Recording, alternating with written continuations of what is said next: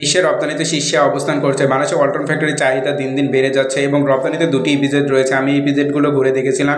এই দুটি ইপিজেডের যে সবচেয়ে বড় হচ্ছে এই ওয়ালটন ফ্যাক্টরি। আপনারা যদি চান কিছুটা সময় ঘুরে আসবেন, মাশাআল্লাহ অনেকটা পরিমাণ ভালো লাগে। ওয়ালটন ফ্যাক্টরিতে কিছুক্ষণ সময় কাটালাম, মাশাআল্লাহ অনেকটা পরিমাণ ভালো লাগলো। বাংলাদেশে যে এত বড় ফ্যাক্টরি রয়েছে তা ভাবাই যায়। হঠাৎ করে একদিন প্ল্যান হয়, সেই উদ্দেশ্যে আমরা বের হয়ে যাই। আমরা বের হয়েছিলাম দুপুরের দিকে এবং যেতে যেতে প্রায় আমাদের সন্ধ্যা হয়ে গেছিলো, যেহেতু এখন দিনটা অনেকটা ছোটো এবং আসলে ওইদিকে ফ্লাইওভারের কাজ হওয়ার কারণে প্রচণ্ড পরিমাণে জ্যাম সৃষ্টি হয়। আমাদের যেতে প্রায় অনেকক্ষণ লেগে গেছিলো।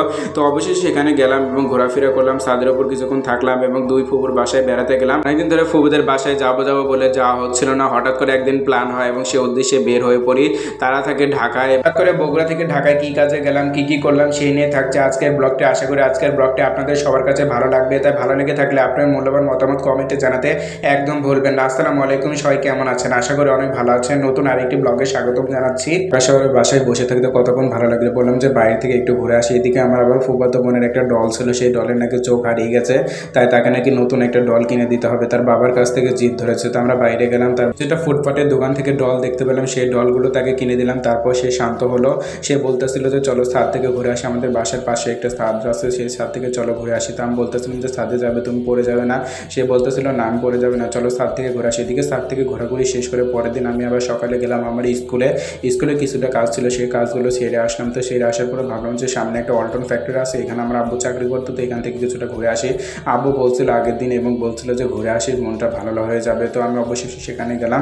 সেখানে যে কিছুক্ষণ থাকতে থাকতে মনটা ভালো হয়ে গেলো যে মানুষের দীর্ঘতম ওয়ালটন ফ্যাক্টরি ঘুরতে কারণটা ভালো লাগে। তো আমি অবশ্যই যে ফাইনালি ঘুরে ফেললাম।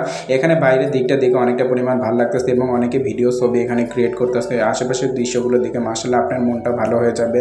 আপনারা যদি চান কোনো এক সময় ওয়ালটন ফ্যাক্টরি ঘুরে আসবেন, এটি গাজীপুর চান্দরা গেলে আপনারা এটি ওয়ালটন ফ্যাক্টরি দেখতে পারবেন, রাস্তার পাশে রয়েছে। আপনারা খুব চাইলে এখানে থেকে ঘুরে আসতে পারবেন। এদিকে যেতে যেতে আমি দেখতেছিলাম অনেকগুলো খোয়া, এগুলো আমার বোনের জন্য সংরক্ষণ করতে চাইছিলাম। তো ভাবছিলাম যে নিয়ে যাই, তো অবশ্যই দেখলাম খোয়াগুলো ভালো নয়, তা আমি নিয়ে আসলাম না। তো সামনে যেতে যেতে দেখি আরেকটা ওয়ালটন ফ্যাক্টরি। এখানে কী কাজ হয় আপনারা যদি জানেন অবশ্যই কমেন্ট বক্সে জানাবেন। তো পরের দিন থেকে 5 দিন আমার ছোটো ফুপুর বাসায় থাকলাম। সেখান থেকে থাকা ঘোরাঘুরি শেষ করে আমরা চলে গেলাম বড় ফুপুর বাসাতে। বড় ফুপু বলতেছিল অনেকদিন ধরে তোমরা কবে আসবা। তো অবশ্যই ফাইনালি তাদের বাসায় এসে এই ভাবা সেই কাজ। ভাবলাম যে ছাদ থেকে ঘুরে আসি, ছাদ থেকে ঘুরে অনেকগুলো বাসা দেখা যাবে, মনটা ভালো হয়ে যাবে। এদিকে ছাদে উঠে দেখি মাদ্রাসা দেখা যাচ্ছে। এই মাদ্রাসায় পোলাপানগুলো পড়ালেখা করতেছে এবং পাশাপাশি খেলাধুলা করতেছে। যেহেতু আজকে বিকাল, আমার পুকুর বাসার রুম থেকে জানালা থেকে এই মাদ্রাসাগুলো দেখা যায় এবং উপরে থেকে দেখা যায় মাশাআল্লাহ মাদ্রাসাটা আরও বেশি সুন্দর। এদিকে সিঁড়িতে উঠতে উঠতে দেখি যে একটা বিড়াল নিচে নামতেছে। বিড়ালকে দেখে মাশাআল্লাহ আরও ভালো হয়ে গেল। আমার অনেকটা ধরে বিড়াল পালার ইচ্ছা ছিল, সেই ইচ্ছাটা পূরণ হয়ে গেছিলো। পরে আমার কবুতর থাকার কারণে আমি বিড়ালগুলো পালতে পারিনি। বিড়াল নাকি কবুতর অনেক ক্ষতি করে, এই কারণে আমরা কবুতর পালন কারণে বিড়ালটাকে পালতে পারিনি। এদিকে সাথে ঘোরাঘুরি শেষ করে আমার ফুফাতো ভাই বলতেছে এখন চলছে সন্ধ্যা হয়ে গেছে, চলো আমরা বাসায় যাই। এদিকে আমরা বাসায় যাচ্ছি। আজ এই পর্যন্ত, সবাই ভালো থাকবেন, সুস্থ থাকবেন।